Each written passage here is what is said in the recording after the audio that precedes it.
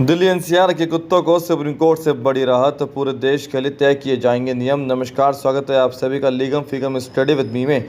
Delhi NCR के कुत्तों को सुप्रीम कोर्ट से बड़ी राहत मिल गई है। 3 जजों की बेंच ने 11 अगस्त के फैसले में कुछ बदलाव करते हुए साफ कर दिया है कि सभी कुत्तों को शेल्टर हाउस में नहीं रखा जाएगा, बल्कि टीकाकरण बधियाकरण के बाद उन्हें उसी जगह पर छोड़ा जाएगा जहां से उठाए जाएंगे। सर्वोच्च अदालत ने यह भी कहा है कि यह पूरे देश के लिए एक पॉलिसी बनाई जाएगी। जस्टिस विक्रम नाथ, संदीप मेहता और एनवी अंजारिया की पीठ ने यह आदेश पारित किया। सुप्रीम कोर्ट ने आवारा कुत्तों से जुड़ी इस याचिका पर आदेश सुनाया। इसमें अदालत के 11 अगस्त के निर्देश पर रोक लगाने की मांग की गई थी। जस्टिस विक्रम नाथ ने कहा कि यह अंतिम निर्देश है। उन्होंने कहा कि इस मामले में अब सभी राज्यों और केंद्र शासित प्रदेशों को पक्षकार बनाया गया है। उन्होंने कहा पूरे देश के लिए विचार किया जाएगा। दूसरे हाईकोर्ट में भी मामले लंबित हैं। इस तरह के सभी मामलों को इस अदालत में ट्रांसफ़र किया जाएगा ताकि एक राष्ट्र नीति बन सके।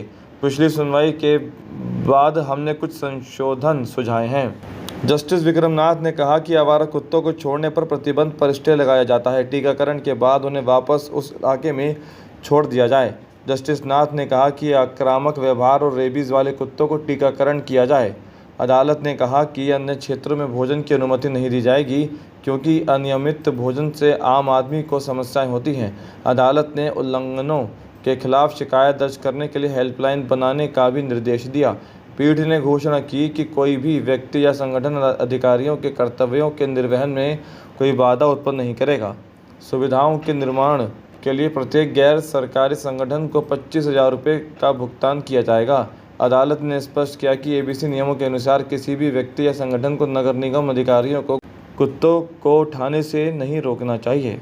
जस्टिस विक्रम नाथ, जस्टिस संदीप मेहता और जस्टिस एनवी अंजारिया ने 14 अगस्त को इस मामले में फैसला सुरक्षित रख लिया था। सर्वोच्च अदालत ने 11 अगस्त को दिल्ली एनसीआर की सड़कों से आवारा कुत्तों को स्थायी रूप से डॉग शेल्टर्स भेजने का आदेश दिया गया था। अदालत ने ये भी कहा था कि कुत्तों को पकड़ने में बाधा बनने वालों के खिलाफ सख्त कार्रवाई की जाएगी।